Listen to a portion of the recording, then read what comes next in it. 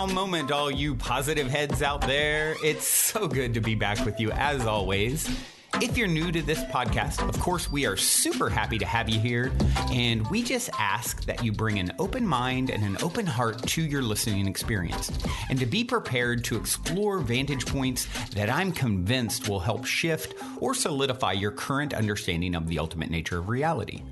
While listening, you will be exposed to inspiring, empowering, and unifying perspectives that I'm highly confident will yield stellar results in your life if you opt to try them on for size.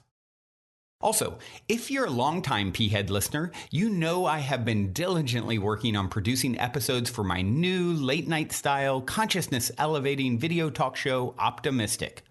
Well, after a year plus in the making, I am thrilled to announce that we will be releasing Season 1's episodes weekly beginning March 15th, and I'm asking for your help to spread the love and to let your friends and family know about Optimistic when it's released. In exchange for taking a minute to share our Episode 1 teaser video on March 15th, or whenever you're hearing this, up through the end of April, we're giving you monthly memberships to not one, but two consciousness-expansive online content portals from two of my very favorite teachers and healers that are valued at over $50 a month, as well as entering your name into a drawing to win a free week at the Mystic Manor for a retreat immersion valued at $2,950, where the winner will be chosen in April. Otherwise, if you're interested in hearing more details about the rewards you'll receive for supporting, we'll send you a video that goes into detail when you text the word mystic to the number 22999. You can also go to optimistic.tv to see several other videos, including the Optimistic show trailer and two videos that discuss the week-long retreat immersion, as well as details of what the Mystic Manor immersion entails and how you can book a week to come stay with us even if you don't win the raffle.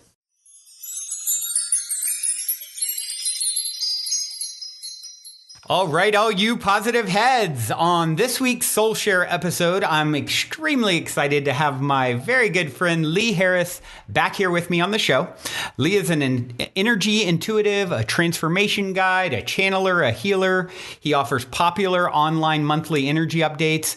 He was originally on episode 667 of the podcast. So, wow, we've almost doubled since then, Lee. And for those of you who have joined the Optimistic launch campaign by texting the word mystic to the number 22999. Lee's online platform, The Portal, is one of the incredible free goodies you're going to get access to for supporting our launch on March 15th. Super gracious for Lee helping with that. Welcome to the show, my friend. So happy to be here and be back with you. Hi. Yes, indeed. You know, we just, so we were on episode 667 a while ago together, but I've seen you more recently on one of the forthcoming episodes of Optimistic. So yeah, you're sort of a staple in my world at this point, Lee. It's official. Well, and you were so great. We hosted my first entrepreneur training, Impact the World, in 2018 for 5 days. And you were gracious enough to do a fantastic section with me on video, all about podcasting. Yeah. I think I've told you this in person, but you know, we had about 65 people in the room, and one lady in particular said, "Oh my God, when I saw you were presenting on podcasts, I was like, I don't really care about podcasts, but I'll go and watch this session anyway." And she said it changed her whole world, and she is now a regular podcaster. She's doing really well with her podcast. She's loving it. So that's kudos, my friend. So cool. Like inspiring or just giving people that little extra push to do something, you know, that in this realm of, you know, helping others, well, really helping ourselves by helping others in a sense, right?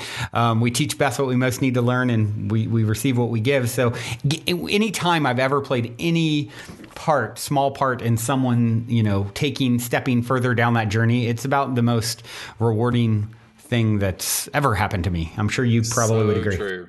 Yeah, so true. And it's funny because, you know, I've been doing this work in the metaphysical and the spiritual and the self-growth world for 15 years.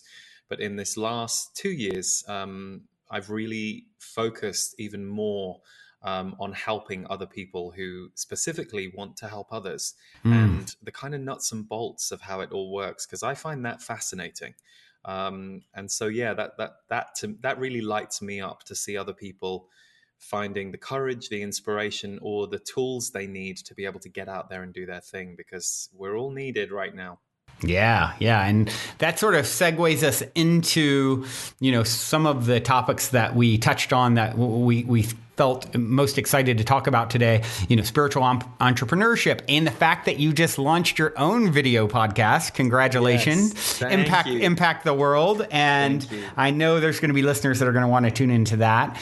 And so before we kind of go down those rabbit holes, one thing maybe we would consider doing, typically when it's a first time I'm interviewing or soul share, having a soul share session with someone, I ask a bit of their backstory.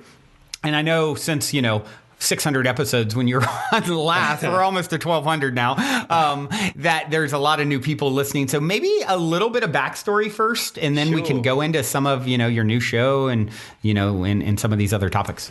Totally. So I'm 43 now. And when I was around 16, 17, I had my own beginning awakening. So as a kid, my way of coping, well, I say this now with being able to look back. At the time, I didn't understand this, but as a kid, my way of coping with life, or trying to deal with the fact I couldn't cope with life as a very sensitive, very intuitive kid who didn't know he was I developed an eating disorder really early on. So I was taken to Weight Watchers at the age of 10 years old, and I lost 13 pounds at the age of 10. So that kind of gives you an idea of the problem.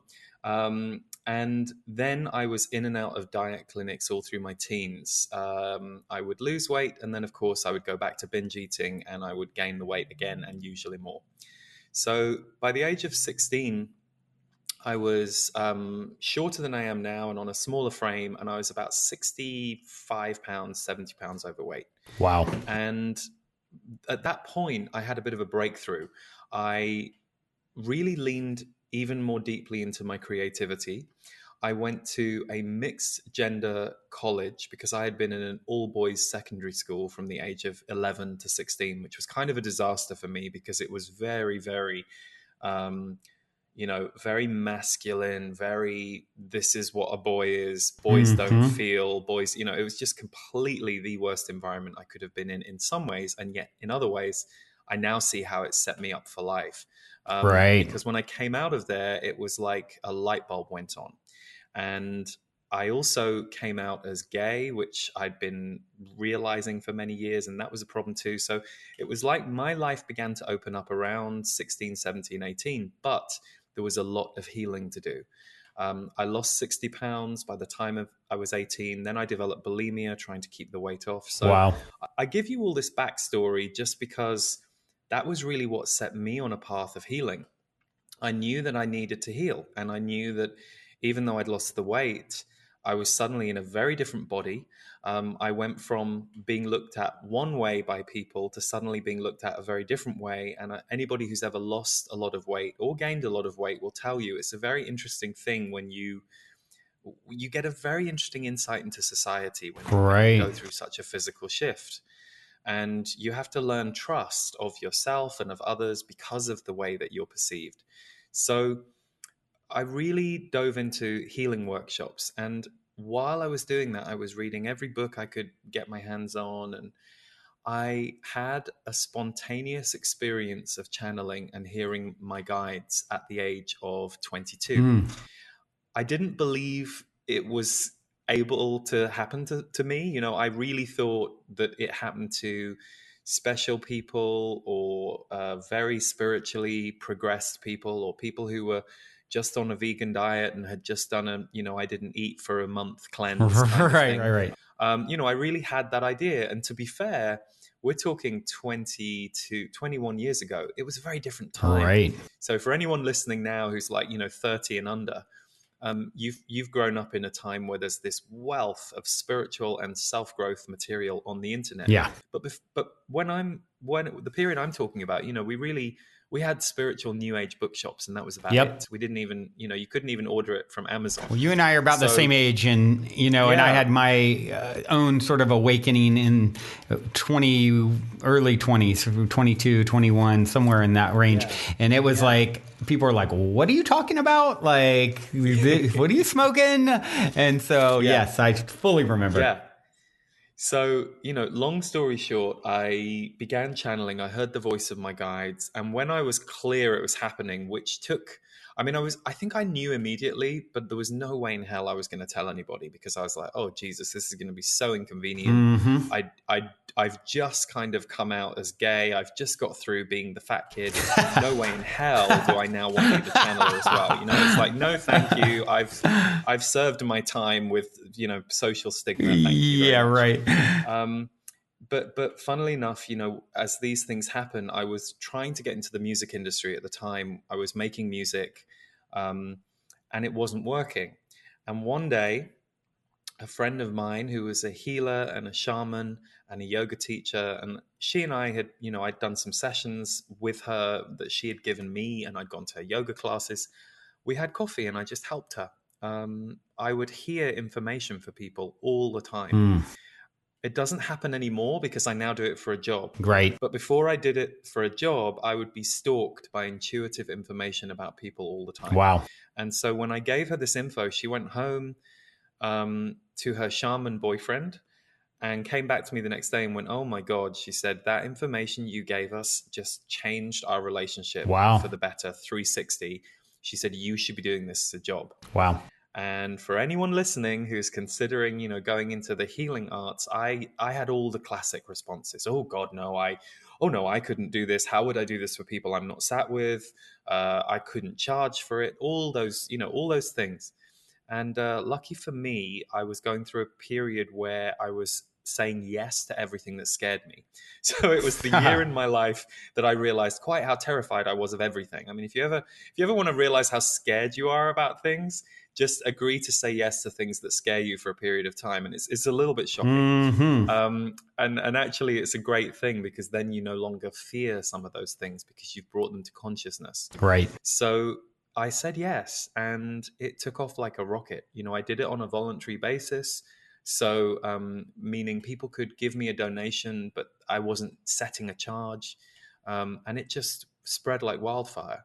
So that was 16 years ago now. And in that time, I've kind of now, how my life looks today is I have a production team around me for the work that I do. We produce video, online courses, audio.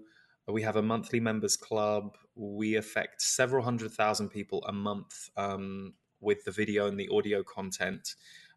We do events all over the world. There's probably a few other things I'm forgetting. I had a book come out last year, but it's interesting. One of the things I always tell the entrepreneurs I'm working with, or especially people who are hungry to get started, is I say, you've really got to give it time. If you're a big visionary, which a lot of entrepreneurs, it's part of our makeup, you have to learn to be grounded, be patient, to build one brick at a time. And then, over time, if you stay consistent with what you're doing and you continue to serve the quality of what you're doing for the people that you're serving, you will just see it naturally grow. Right. Yeah, that's great advice. It's like, how much energy are you putting into it? And, patience is, I think, a virtue that all of us get served up to learn, whether we want to or not. And as an entrepreneur, we get these big ideas and so excited. And then it's like, and now grounding that into reality is going to be a process. Yes. Chop wood, carry water. And it was funny the other day, just the other day on my news feed on social media, a Gary Vee video, a clip came up. So Gary Vee, if anyone doesn't know who he is, he's this very dynamic entrepreneur, trainer, and teacher. And I've seen clips of him, and he's always very entertaining. I've never really overly engaged in his work, but I think he's doing a great thing out there. Yeah, same. But there was this clip, and it basically, he's on stage talking to this massive audience, and he said, if another person in their early 20s comes up to me and tells me they want to be a multimillionaire by the age of 30, I'm going to punch them in the face. And that's very much his style. It's not for everybody. And then he went on to explain, he said, maybe if you do something that's useful for people and you stick with it, maybe you will be in a decade. But he said too many people are chasing this entrepreneurial fantasy that gets peddled on the internet. And there are some people out there who peddle that fantasy For too. sure. They're filming themselves in Bali going, you too can have it Yeah. all. And what they don't do is fill in the blanks of, the challenge moments, the fearful moments, the moments where you have to grow and actually you have to become someone different in order to experience a different life. And I think that's a big missing piece in a lot of that advertising or marketing. It takes growth. And so for me, what's funny is I look at it that self-growth was my personal growth for, I would say, my late teens through my 20s. And then from about my mid 30s onwards, unexpectedly for me, running this company and putting this work out into the world, it's kind of been my unexpected biggest self-growth path in the last 8 years. Because if you're really engaging with the work that you do, it will change you. If you want to change the world, impact the world, if you want to put something out there that's going to be of effect for others, you'd better sign the dotted line where it says, are you willing to change and grow in order to become this dream? Right. Because you can't just, have new outer circumstances without the inner growth. And I truly believe at a soul level, that's really what any of us are in it for anyway. If you say you want to become a multimillionaire, okay, fine. If tomorrow you were a multimillionaire for about 3 to 5 days, that might be Yeah. interesting. But actually, there's way more to it than the numbers in the bank account or what it allows you to do. There will be a ton of growth in that experience that your soul is actually Yeah. seeking, curious about, and wants to play with. Absolutely. Yeah. I truly believe, whether it's through your career or relationship or all of these things, what you just touched on is so important. It's like the underlying soul level higher self desire isn't the carrot at the end of the stick. It's the growth along the way. It's like, I'm not in a relationship actually to just be happy, live happily ever after. You come together because there's an opportunity for growth there. And that sometimes it's going to be challenging. And, it's the same thing. It's like, you're not, you may think, oh, I can't wait to have the $1 million in my bank account. But your soul's saying, I can hardly wait to have all the growth that I'm going to experience along the way through the trials and tribulations of getting there, right?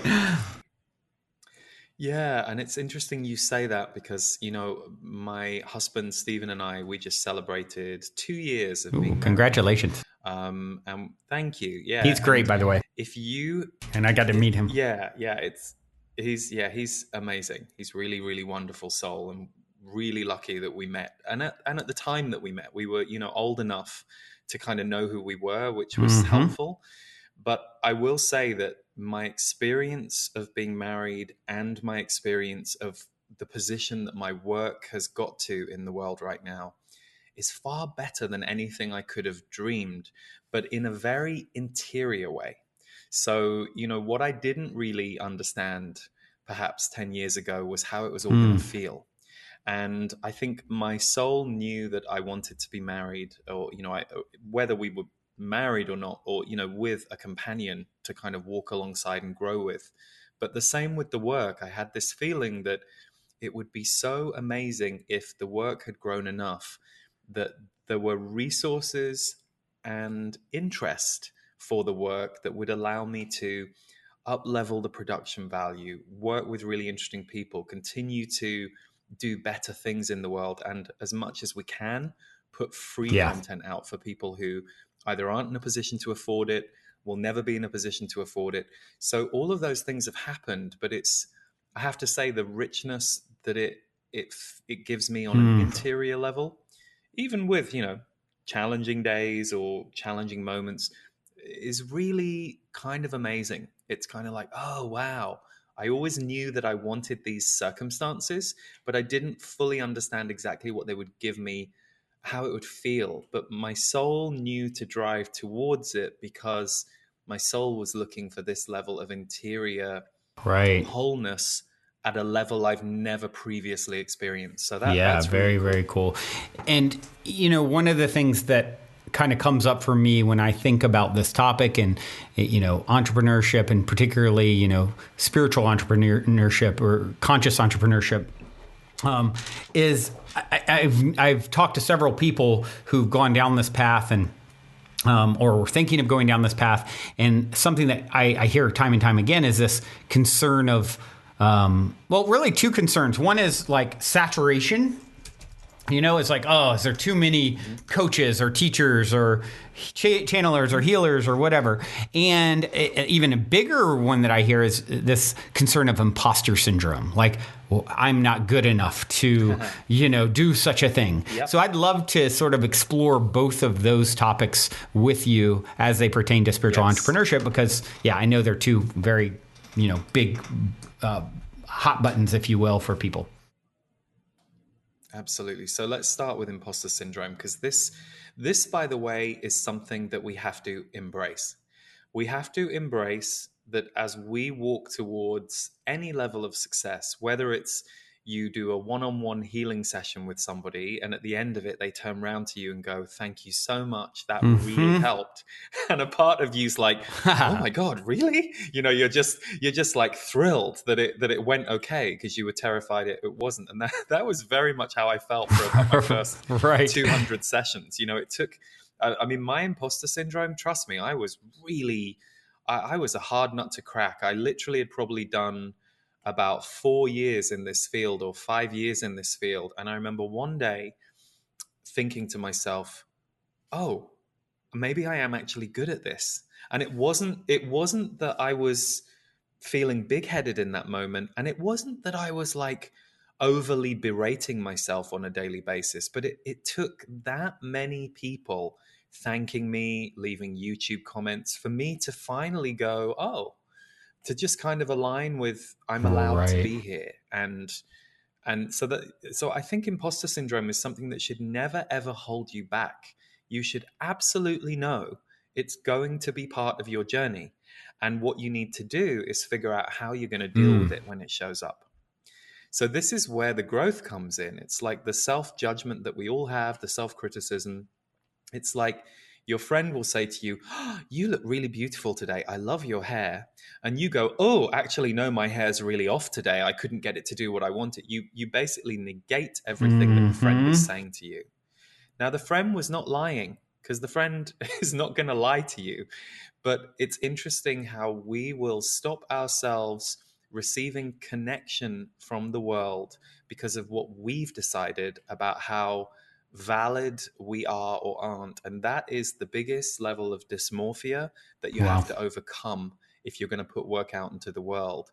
You must know that by putting your work out into the world, you may never appreciate your work or yourself the way someone else does. Right. And that's okay.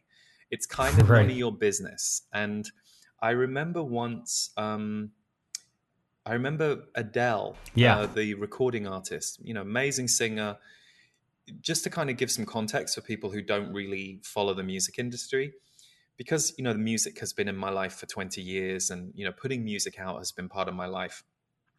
Her record sales in 2015, when her album 25 came out with that hit song, Hello, they were unbelievable. Like nobody was actually selling records the way she was. I mean, it was literally, it didn't actually make sense how many records she was selling.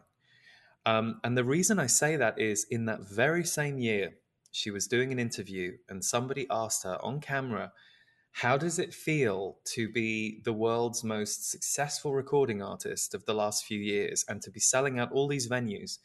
And she said, I still think someone's going to tell me it's all a joke and they're going to send me back to Tottenham. So, and I think whether you like Adele's music or not, I think that's a really interesting example of somebody at the most pinnacle top of their. So I don't think we should ever focus on thinking that we should overcome imposter syndrome, or more importantly, I think we will overcome imposter syndrome if we figure out how to deal with it rather than letting that inner critic voice stop you showing up to the party, because everybody else at the party may have got really good at getting over their inner critic or is dealing with it in that moment and they're just Right, not talking right. about it. So I think the imposter syndrome, it's a thing, but it's not something that should stop you. It's actually, I will say, having come through a lot of it myself, and it doesn't mean I don't go through new fears when we put something bigger or something new out, because I do, but I now know how to manage that fear because I've worked Yeah. with it for so long and I've looked at it from different angles. I now know that the fear can be in the room with me so long as it is not dominating the room. If it's dominating the room, I can't do what I Right. do. If it's a thought or a small there's kind of a whiff of it in the room, I can deal with it and I can push through. Um, the other piece that you said, aren't there too many channelers, healers? I totally understand that. There were many times, and I was thinking of giving up this work in about 2016, 2015. I just got to this point, and it was right before I started working with entrepreneurs. I basically needed to have a breakthrough, and that was my breakthrough. But for about a year, I didn't know if I was going to leave. And one of the things I would say to a few of the people that I shared that with was, why am I needed in this field? You know, there's so many great people and there's more people coming in. And one of the things I just yesterday put a video on YouTube for, you can find it at my channel. It's called You Are Needed and You Are Enough. It's an 11-minute video.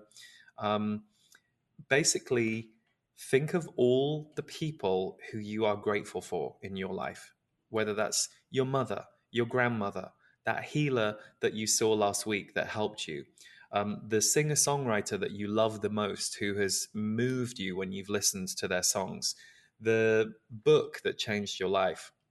If those people had thought to themselves, oh, well, maybe I shouldn't show up in this moment and offer this to this person, you would not have been affected by them. So again, Right. it goes back to, you are needed because we're all needed. And we're at a time where consciousness is becoming much more normalized on the planet. So there's a whole new level of emotional intelligence and emotional awareness and investigation going on now than there was even 20 years ago. So because we're all different and because we all need it in different ways, everybody's needed. I have not learned from one spiritual teacher in my life or one author or one singer songwriter. I've had many. And so you don't have to be somebody's final solution, but you do need to put yourself out there if you feel compelled to do it, because there will be someone out there who will respond magnetically to your compulsion. Right. If you have a compulsion to put something out there and you feel that you're putting it out there for someone else to see or hear, then there is going to be a magnetic pull from somebody towards the way that you're saying it. And one of the things I say in that video is, we're all a remix anyway. Like, you know, none of us are completely unique. We're completely unique in that no one else is vibrating or being quite the way we are. But for example, Brandon, you and I have known each other for 2.5 years, and we don't see each other very often. But the times that I've been in your presence or we've collaborated on work, I've always greatly enjoyed it, and it's very powerful. And I love your magnetic energy. So on Likewise. some level, you have influenced me over the last 2.5 years.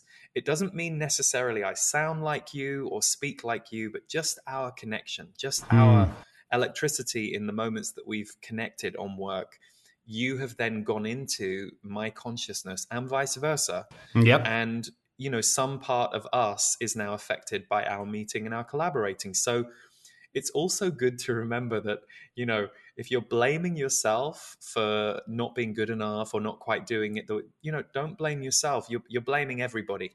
You know, you're blaming Right. all your teachers, all your parents, and that can help neutralize some of this very personalizing self-attack that we can do that can stop us putting our work out into the world.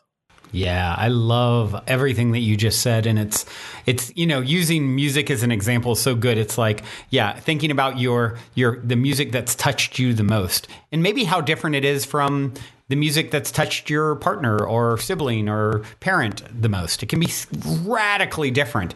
And think if that person had said, yeah, you know what? There's been about 1 billion singer-songwriters before me, probably oversaturated.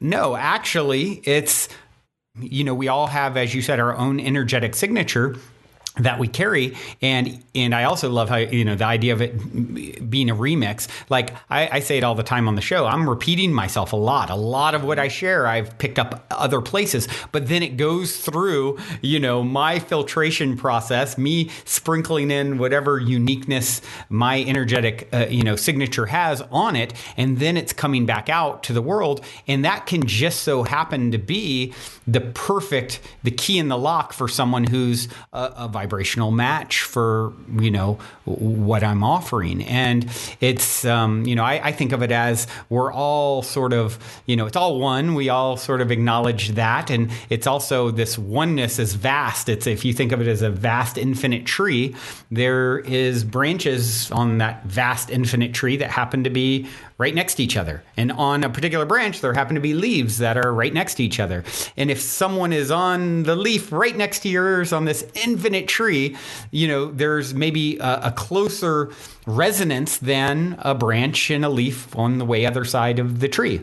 And so when you are offering whatever it is that you're offering to the world, your version of it, your take on it, there's people out there who have had experiences that would share some of the same information I may share, but they've also been through, losing a spouse or a child or, some traumatic or a drug addiction or, obesity. And all of a sudden it's going to be better received from the combination of the person delivering it because it's more in resonance and relatable. And so that's the thing is there will never be enough people talking about this stuff and stepping into that which most excites them and scares them, I say, is for them. And so stepping into this fear of being an imposter, if that ever comes up, and being with it and moving through it and knowing that, well, there's never going to be too much saturation because,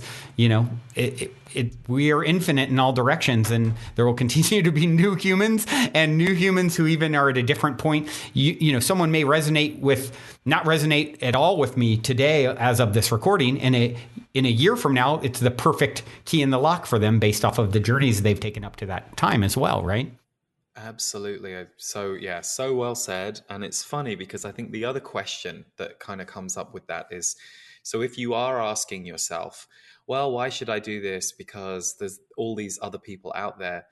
You should do it because you want to do it, not because you're worried about the outer effect. Yep. Because one of the things that I will say is, I'm not like a great fan of my own work at all, but I'm a great fan of hearing someone say to me, thank you so much. Your energy forecasts, your energy updates have got me through depression. Yeah. Now, I don't understand why, because, I'm not reverse engineering. I'm not sitting there going, now let me make sure that this video is going to help this lady in Australia through depression. I don't really understand the fullness of her experience because I'm not her, but it really lights me up to hear that there is a positive byproduct from me following my compulsion for her. That definitely supports, galvanizes, and inspires me to keep going. But what I will say is, I think this is a classic that we all fall into. I was a huge fan of Tori Amos. Me too. In my 20s, I was just like, she was the bomb, and I've probably seen her in concert maybe 10 or 11 times now. Okay, you're a bigger fan. Yeah. But I love her. I'm really loyal. It's funny because, I definitely, there was a period of where her albums were just so connected to me. I don't always have that response to the albums anymore, but I'll still go and see her live because she amazing. Is phenomenal. But why I bring this up is in my early 20s, especially when I wanted to bust into the music industry, I would sit there and watch her on stage, and I assumed she had the most perfect life. I was like, wow, she gets to be on stage and use her voice and sing. Wow, wouldn't it be amazing to be Tori Amos? And then years later, I read her biography and read all the backstage shit and crap that she was going through with record companies that we, the fans, never knew, that were causing so much problem for her and so many challenges. And she would always say, my favorite moments, apart from when I'm like with my husband or my daughter, are when I'm on stage. Yeah. So we were all having a peak experience together. Yep. And my assumption that Tori's life was just this, that because I was focused on her on the stage, that was what her life felt like all the time, was just, just naive of me. That's all. Mm-hmm. And so the reason I bring that up is I think it's easy to focus on someone else's output or product or work and make an assumption about their experience of that work or their journey. Like if you were to say to Oprah, wow, what did it feel like to have affected that many billions of people, when she's about to die? She might go, well, it's great, but it's a bit abstract. But what I can tell you has been fascinating to me is the journey I've taken. When I think back to being in poverty and then becoming a journalist and then getting a TV show and then having a network, how that journey has affected me is just extraordinary. Yeah. So she'll never really understand the magnitude of what she's doing for Right. others. Because there comes a point when scale is just scale. Yep. It's too many people to keep up with. But if she's connected to her inner journey, so that's the question I would put to anybody who's going, well, why should I do it? Because this person's out there.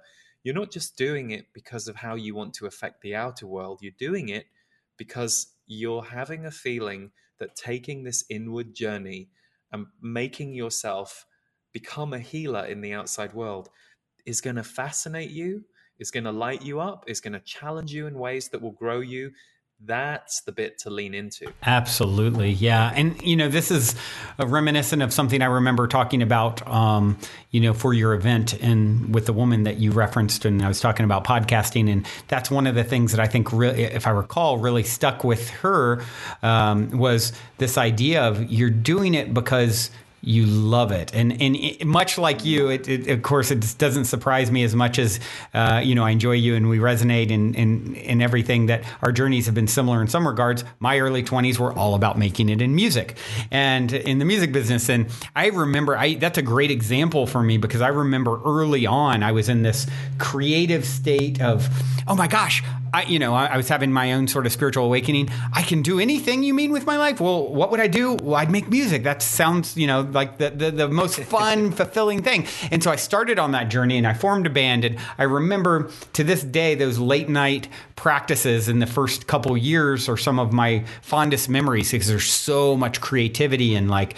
innocence and beauty. And we were still not nearly as tight as we got years later. And then I fast forward 5, 6, 7 years or whatever. And our bass player's brother is the drummer in No Doubt, who had just had the biggest song on planet Earth a few years before. And we're playing with all these big bands who were on a roster with, lineup. I still have flyers from, it's like Us and Linkin Park and Hoobastank and Alien Ant Farm, all these bands at the time that went on to be really big, and we didn't. And so I remember that journey from that innocence of doing it for the sake of doing it, for the inner experience, not really thinking 2 steps in front of, that evening's practice, to years later, well, we've got to add up and, to, what everyone around us is able to achieve. And, now I need to make it somewhere and get more recognition externally in order for this to be a fulfilling journey. And that's not happening as quickly as I'd like. And now I'm dissatisfied, and now it's a job, and now it's not fun, and all the joy's gone. And,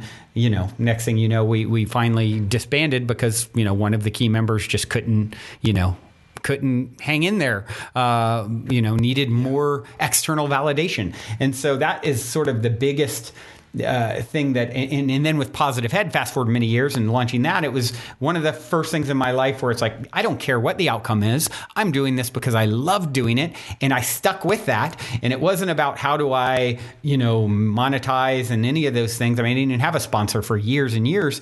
And then only out of once it kind of started getting to necessity as I expanded things. But I look back on that journey with those 2 creative projects, and that's a big takeaway from me. Do it because you love it. Even if it's you that is the only one that enjoys it, that's a win. You already won just just taking the step is what I would say, and let the outcome will be what the outcome should be, and you don't need to be so attached to that. So true. So true. And it's interesting hearing you share that about the podcast now, because we started production on my podcast last April, and we just launched it in January 2020.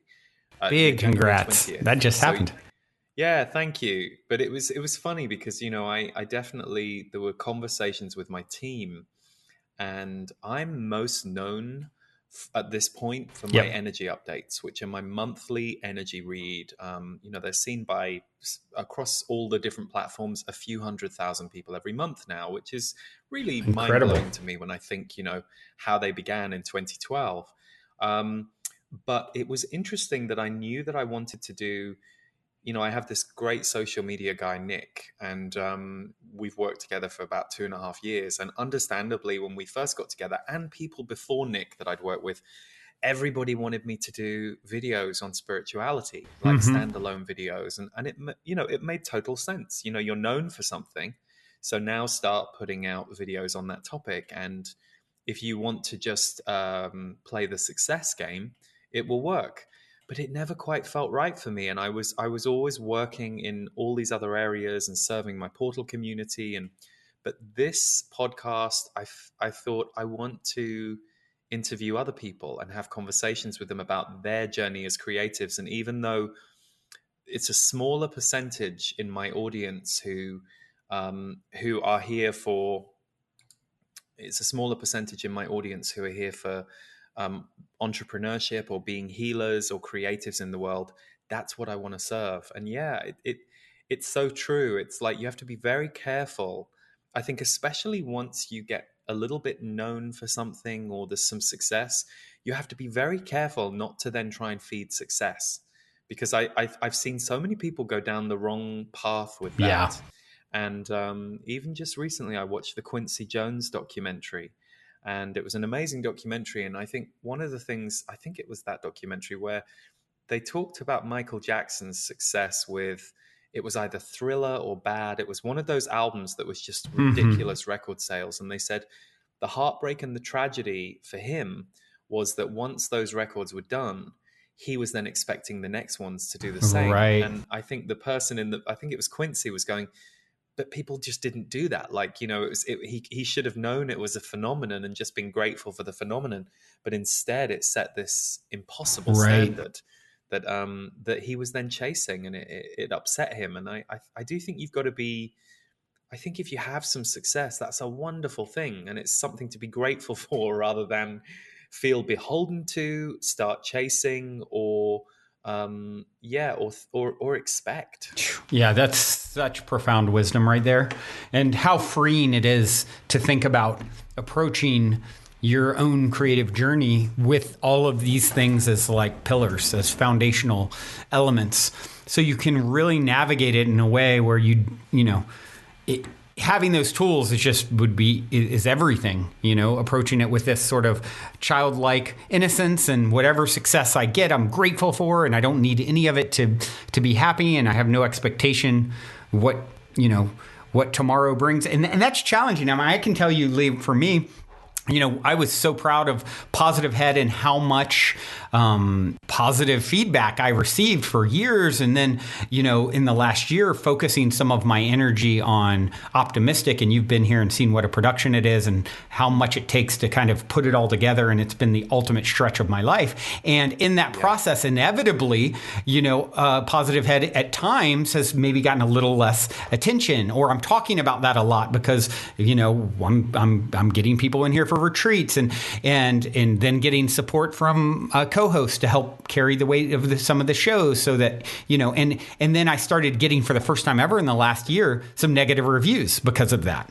And it was so like heartbreaking to me, because I'm like, attached to I'm so accustomed to, I have like 1,000+ reviews, and like all of them are 5 stars, of course, and all of a sudden it's like, oh, this show used to be great. And then he started The Mystic Manor and Optimistic and 2 stars. And I'm like, what? Like, you gave me a 40. If it was a school grade, that would be a 40. It's like, that's a big fail. And so, and I have to remind myself, okay, what can I learn from this? And where's the lesson? And don't be so caught up. You're doing your best. And from their view, I can see how maybe it felt different. The only thing in life guaranteed is change, right? And there was a lot of change happening. Yeah.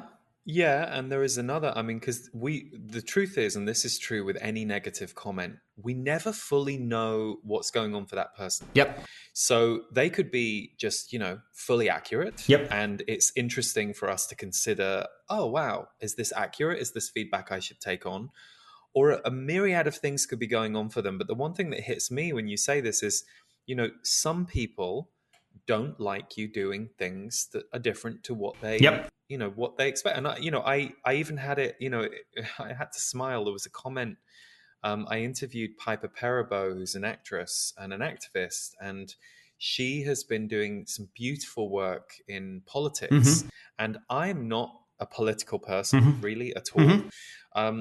But the reason I had her on the show was what she's standing for in politics is very good. Mm-hmm. So she's in a dense area trying to bring some light and trying to empower women in that area. And it was funny because I saw some negative comments for that interview and they didn't like her. And what struck me, I think one person I even saw had written something like, well, I really loved the last few, but I don't like this one. And for me, I'm like, God, I would never, and again, I say this with no judgment to that person, I can't imagine feeling like I should write a written comment that would tell someone, I liked the last 3 free videos you made for me. Yep. And I don't like this one. And I'm like, I could show you how much each episode is costing. Right. Exactly. They have no clue into any of that. No. And on the one hand, it's okay. Mm-hmm. You have to, it's like Brene Brown says, she'll listen to feedback from people who are in the arena. And those of us, it's like when you see people commenting on tickets for live events and they go, oh, that's very expensive. They're making all this money. They have no idea that most live events, if you're lucky, are 50% profitable at most because of the overheads, the risk, all of this stuff. So I think it's an interesting thing with criticism because I think on the one hand, you have to learn to not look at it. Mm-hmm. Sometimes it can be useful to kind of take some stuff in, but in your case and in this comment's case, I'm not at all surprised you got a comment like that because an energy I feel in that comment that you just described to us is definitely, why is Dad doing something else? We like Dad in the house and in the garden. And now we hear that Dad isn't in the house and in the garden as much. And Dad's going off doing this other project that we don't see him. We don't like this project. We don't get invited. So know your place, Pops. There's a little bit of that, put your cardigan back on and sit in the armchair. And the truth is, and I say this with love, nobody has any right to tell anybody else what to do. Yeah. And just because I think you put stuff out into the world, and we're in a very privileged position that we've gone through those early stages of our careers where we're, trying to pay off the debts, trying to, pay the bills. And, I'm now really grateful that I can take the money that comes in for my work and plow it into the next projects, the next creativity. But I'm also, I'll be honest, I haven't got much time for someone who wants to attack us for work that they're receiving for free, that I'm paying for, that my team are working hard on. I don't mind them leaving the comment, but they won't get any of my attention or any of my energy because I don't really agree with that way of being.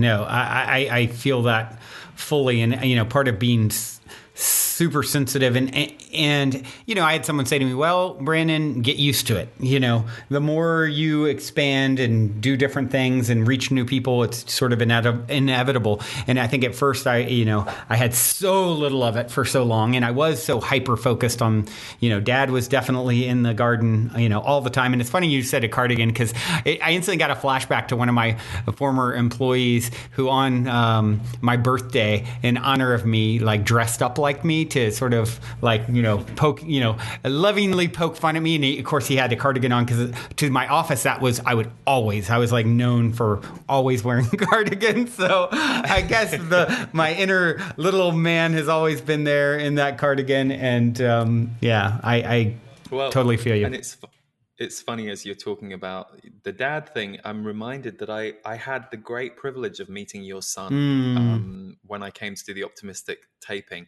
What an amazing man your son is. Like, really, I mean, really extraordinary. Real credit to you and his mom, because it's like, wow, he's quite a being. So, thank you so much. You did well, Dad. Thank you. You know what? I'd love to take more credit, but he honestly showed up.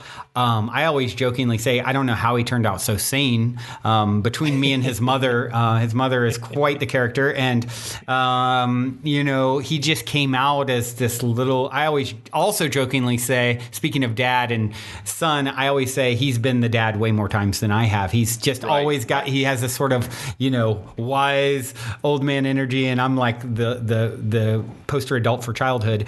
And so that's so true. That's so true, actually.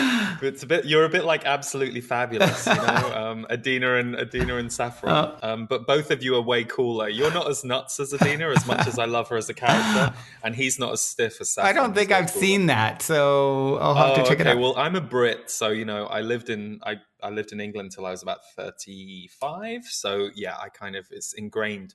But I will just say one quick thing about the whole negative comments. One piece of advice I give everybody who is nervous about negative comments, or who is stopping themselves doing their work because they're nervous about negative comments: go to Amazon. I mean, you could go to somewhere else too, but Amazon is such a resource of so many places. It's the easiest place to go. Find your favorite author, your favorite spiritual teacher, or your favorite music band. Yep. Go to the reviews, click on the reviews, and read their 1 and 2 star reviews. Yeah. Right. And when you have read some of the people that you love being ripped to shreds, it really helps you go, oh, well, hang on, I really love those people. But, and for me, I always say, if you're a spiritual teacher, go and look at Eckhart Tolle's bad press. Because to me, Eckhart is one of the most inoffensive spiritual teachers out there. I'm like, if you're offended by Eckhart, then there's some real issues you're working going hard. on. I know. So he's a great example, because he kind of helped me about 10 years ago when I saw some of the kind of nonsensical attack that he would draw. It helps you remember it's not as personal as you think. Yeah, right. There is just a level of attack energy, criticism energy in the world. And if you stick your head above the parapet for long enough, some of it's going to come at you. Inevitably. Yeah, it's so true. And thinking of someone attack. I mean, I could see Eckhart Tolle, maybe them like, would he hurry up and spit it out? Maybe he's too slow for some people. But he's about the most peaceful human being that could exist. And and also the most egoless. I mean, there are some spiritual teachers out there who are quite popular, and it's clear that their ego goes with them, and that's okay, because there's somebody for everybody. There's nothing wrong with it. But that's why I choose him, because it's easy to find negative comments for some spiritual teachers, and you can understand why they're triggering certain people. And I think that's part of their role. That's partly why they're there. And it's partly why their ego is there too, because they're there to trigger something for all of us. And, we're all a reflection of what we need to see, that's basically. Right. But yeah, I think Eckhart's just a good neutral example. Yeah, absolutely. So with Impact the World, are you releasing the podcast weekly, or what's the flow of that? Yes. So I will just share this for anyone who's a creative. One of the things I always say is, as a visionary, be willing for your visions to take time to kind of land. Like, I often think it might take a year or two, especially if it's a big thing, might take a year or two to birth this. So I was originally going to have conversations weekly with people, and that excited me because I like people. I thought, great, there's so many great people. And then I think we taped about 15, 20 conversations, and it was last fall. And suddenly I thought to myself, actually, I should pepper this with, so the conversation episodes we call conversation episodes. And then there are standalone episodes with just me that are much shorter. They're like 10 minutes long each. And those we call insight episodes. Cool. So there is an episode every week and we alternate. So every month you'll get 2 conversations and 2 insight episodes. Cool. And it's all filmed. So you can, if you prefer to listen, you can listen on various platforms. And if you like to watch, you can see the videos. They're all on YouTube, and it's all accessible through my website. So yeah, it's been a really interesting project. And the reason I share the behind the scenes is, if I'd rushed it out, if I hadn't given it the kind of 6 months of gestation behind the scenes that it needed, I would never have really landed the format. So I'm also an advocate of start before you're ready. Yeah.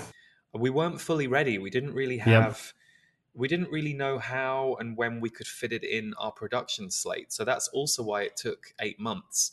But I knew that we were ready to start having conversations. And I knew how to, before I, started working with a camera crew, I knew how to kind of set that up myself. So we got that in the can before we really understood what the design of the podcast was going to look like.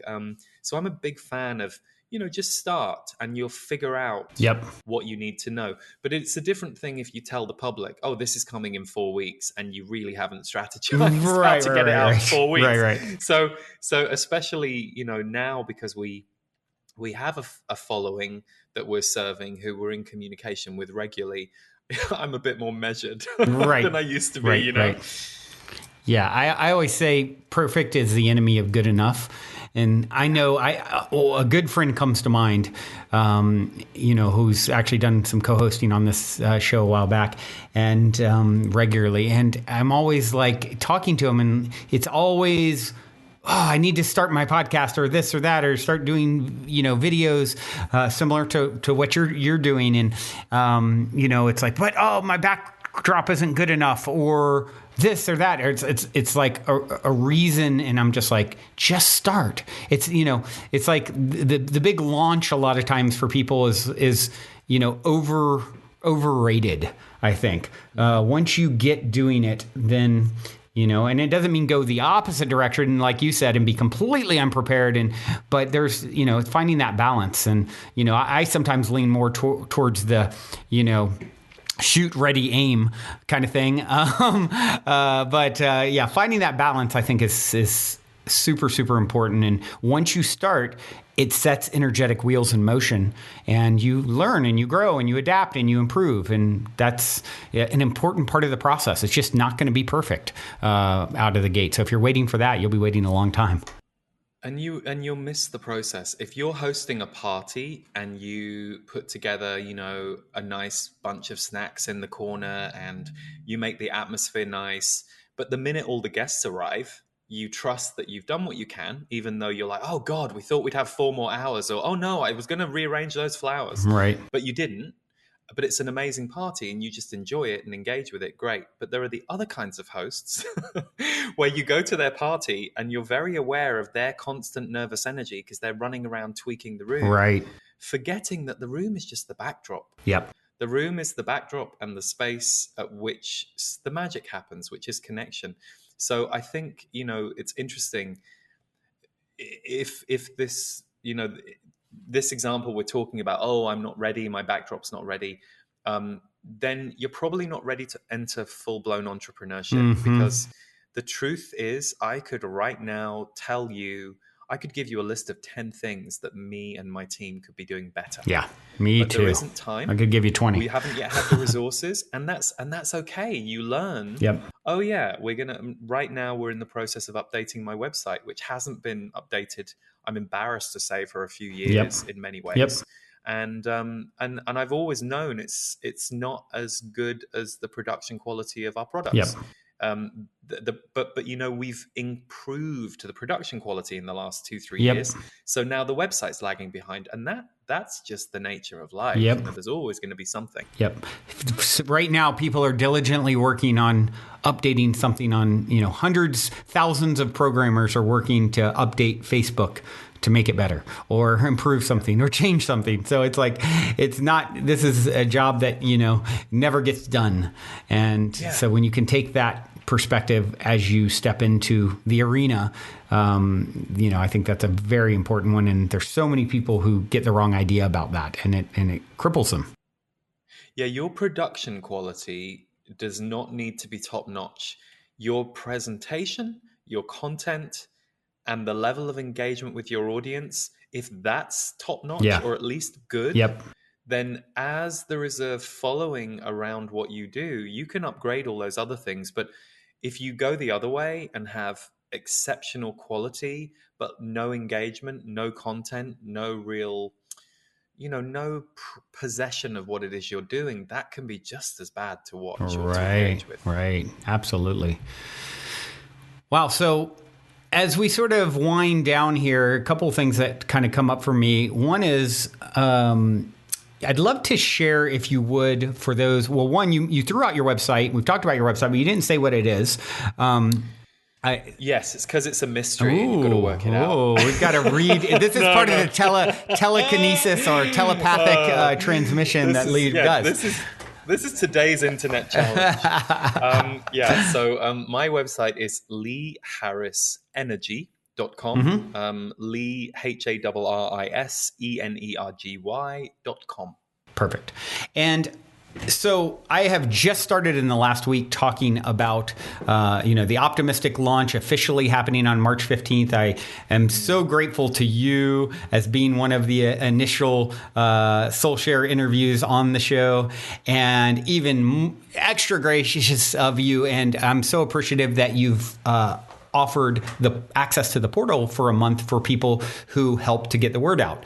And I mentioned at the top, guys, if you text text the word mystic to the number 22999, you'll be entered into sort of our list. And on March 15th, we'll share a 1 minute teaser video of episode 1 that you can then post on social media, and then you get and also follow our social pages. Takes you all of 60 seconds probably to do this stuff, and you get access to Lee's online platform, The Portal, Sonia Sophia's World Tapping Circle, as well as entered to win a free week here at the Mystic Manor Retreat Immersion Experience that will choose the winner in April. I was wondering if you could take a minute, since I have the man himself here, if you could take a minute to just explain to people what happens in the portal. And I'm sure, a lot of you, after you experience it, would want to continue on with Lee, because it is a monthly program, correct? Yeah, it is. So the portal is basically, I look at it a couple of different ways. It's a sanctuary for sensitives. It's also giving you thriving tools if you are empathic, intuitive, and if you want to be part of a worldwide community. So we have almost 2,000 people in the portal. Wow, that's great. And yeah, it's amazing. And of course, some people, leave every month, and new people come every month too. But what I really love about the portal is, obviously you'll know this from your community around the podcast, I love watching the community support each other. Yeah. And the things that they share with each other privately through the forum and through the private Facebook group. That always fascinates me. But what we actually offer in the portal, the tools and the resources we offer every month, I do a 90-minute live video broadcast, which is archived, so you don't have to be there live.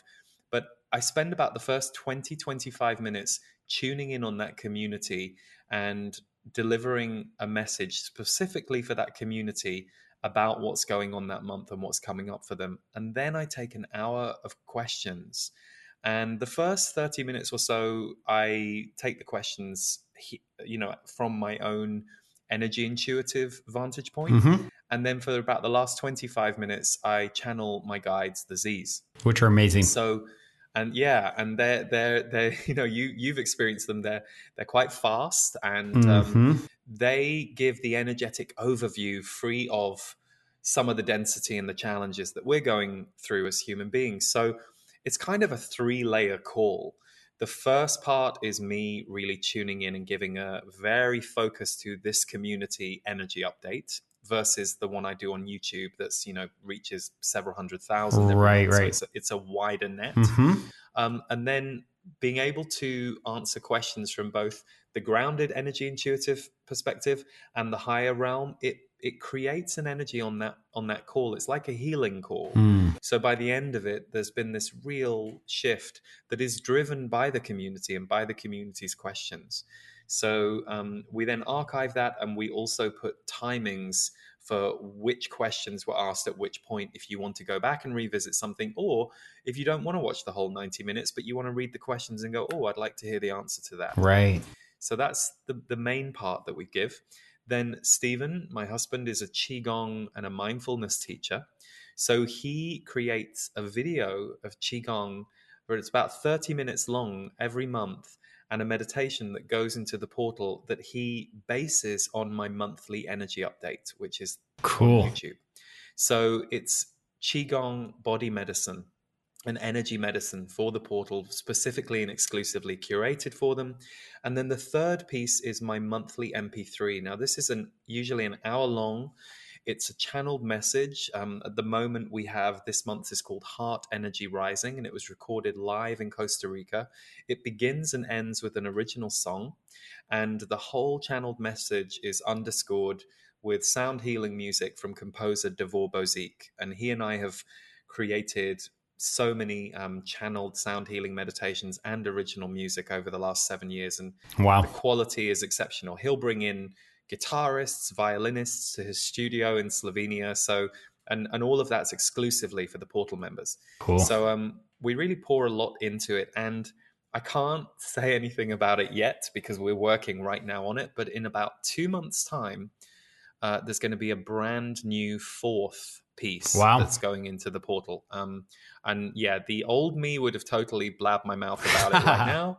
And the new me knows better and keeps my mouth shut. But yeah, we're hoping that will launch in April or May. Wow. So what's, I didn't know that. And what's really exciting about that for everyone listening who, one wants to help support, Optimistic launch. And for those of you who don't know, Optimistic is the new late night style variety TV talk show that I'm launching in March 15th.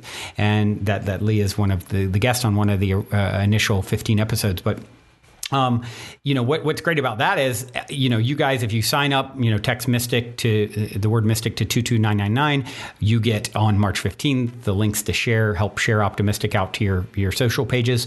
And then, so you will then get access to the portal, which is normally $24 a month? 24. Yeah. 24 monthly. So you'll get a free access, get to experience it. And then when Lee drops this fourth bombshell, if it comes in April, you'll get to kind of see if it's, I want to stick around and continue taking this journey with Lee and the rest of the people, and knowing all of those, several thousand people in the portal are reflections of you vibrationally, Lee. It must be a absolutely, incredible, beautiful group that you've got there.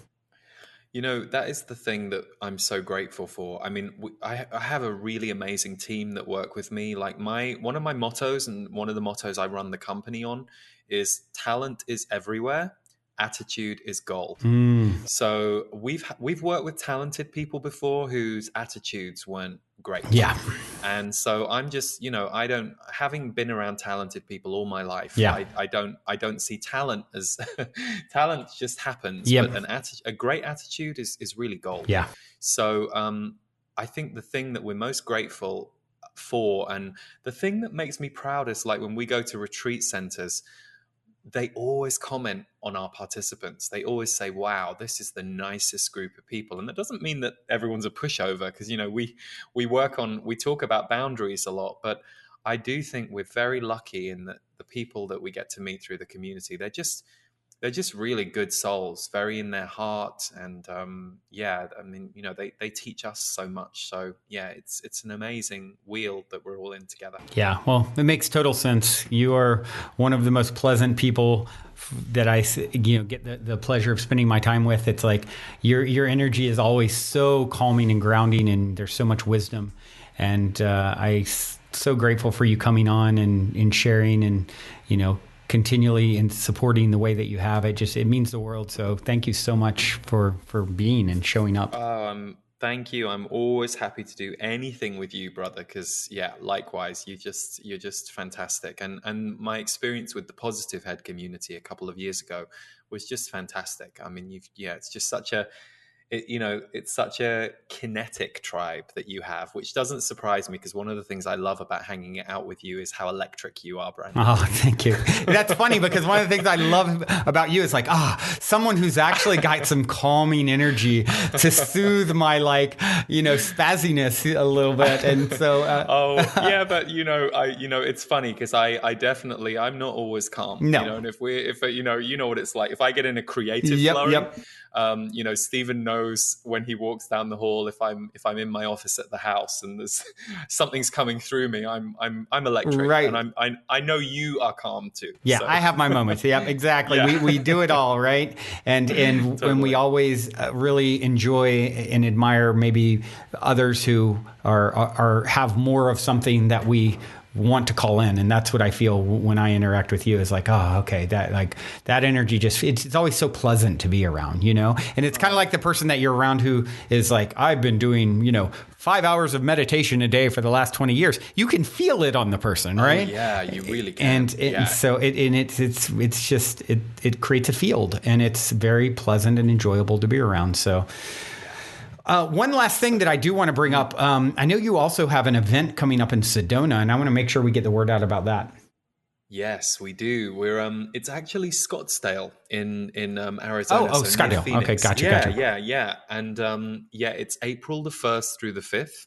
And it is called Impact the World. And it is a 5-day training for soul-focused entrepreneurs. So especially if you're somebody who, either wants to start your online business or your healing business and get it up and running, or perhaps you've got it up and running, but you're wondering, how do I scale this up? So I often say one of the, I went from being a $15 per session healer to running a 7-figure company with a team of 11. So, I always think vibrationally, if you want to learn how to run an 8-figure business, I might not be your man right now. But if you have a reason to want to grow the finances, the reach, the productivity of your business, I love working with people on that because it's a journey I've taken. It's a journey I know. Yep. And it's a journey that I feel allows you to give more. Like when I look at what I'm able to do now through my work, that's what lights me up. The resources we have, we can regenerate and give out in different ways. So that's what Impact the World is about. It's 5 days. I have a few guest speakers, but it's dynamic. We'll look at the nuts and bolts of things. So we'll look specifically at money in your work. We'll look at all the various ways that you could offer your work into the world that you perhaps haven't yet thought about, but that will really help build your audience and your work. But we'll also look at mindset and the energetics of it. And things like imposter syndrome are part of one of my presentations, for example. So beautiful, beautiful, beautiful. Well, I'm sure there will be some people there that feel the call to explore that. And I know they'll be glad that they got to spend more time with you and go deep down the rabbit hole of spiritual entrepreneurship. Thank you for doing it and showing people and being the example in the world that you are. I have one last question that, what's fun about this. I probably asked you this on episode 667. So people can go back and see how you answered it differently, if you answered it differently, because maybe you've changed it, maybe you haven't. But I always like to conclude with this question. In 60 seconds or less, what is the meaning of life according to Lee Harris? To grow, to love, to connect, to understand yourself differently at the end of life than you did at the beginning of it. Well said, my friend. Thank you so much for showing up. And I look forward to our paths crossing again, hopefully sooner than later. Thank you so much for having me. Big love, Brandon. Big love as well. Till next time, everyone, journey well. If you want to get free access to the portal one more time, text the word mystic to the number 22999, and you'll be helping expand the evolution of this podcast with my new show, Optimistic. And for that, I am super grateful to each of you for showing up. Till next time, journey well, everyone. Love you so, so much. And if you're feeling the call to come for a week retreat style Mystic Manor immersion, remember to go now and book your time to speak with me directly about stepping into the optimistic vortex at calendly.com/talk with Brandon while there are still spots left. Otherwise, I look forward to co-creating magic with you at the Mystic Manor.